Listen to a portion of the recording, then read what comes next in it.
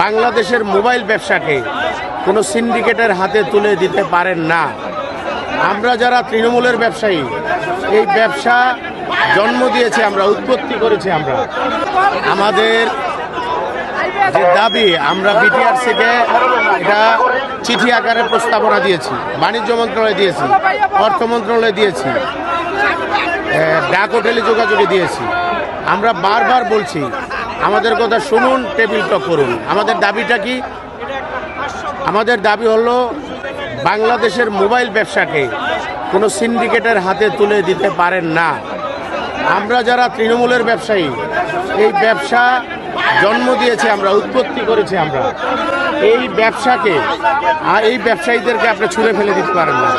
যুক্তরাষ্ট্রের 1 নম্বর gym chain গোল্ডস gym এখন আবারও বাংলাদেশে বসুন্ধরা আবাসিক এলাকা ও বসুন্ধরা সিটি শপিং মলে।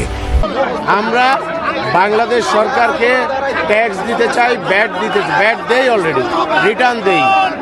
আমাদেরকে আপনি ব্যবসা থেকে দূরে দিবেন না। আমাদের দাবিগুলা কি? আমরা আমদানি করতে চাই, আমদানি করার বিটিআরসি যে প্রতিবন্ধকতাগুলো আছে এগুলো অপসারণ করেন। এবং আমাদের আজকে 20,000 ব্যবসায়ী, 20 লক্ষ পরিবার জড়িত। এখানে 30 ঊর্ধ্ব 40 বয়সী সব দেখবেন ইয়াং জেনারেশন। তাদেরকে আপনি বাইরে রেখে এই ব্যবসা কোনো সিন্ডিকেটের হাতে তুলে দেবেন, এটা আমরা মেনে নেব না। আপনি দেখেন এই ব্যবসার সাথে মোবাইল ব্যবসা জড়িত, টেকনিশিয়ান জড়িত, মোবাইল অ্যাক্সেসরিজ জড়িত, মোবাইলের পার্ট জড়িত।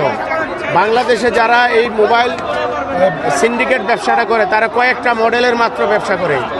আমরা যারা লাগেজ ব্যাগেজ বা পিআই প্রোডাক্ট, আমাদের বিভিন্ন মোটরোলা, সোনি,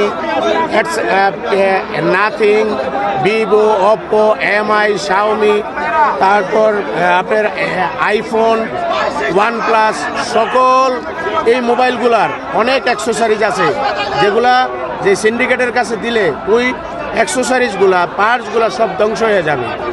অতএব mobile accessories, mobile technician, mobile ব্যবসায়ী সকলকে ব্যবসা করতে দেবেন। একটা সিন্ডিকেটের কাছে যদি আপনি তুলে দেন তাহলে তারা মনোপলি ব্যবসা করবে।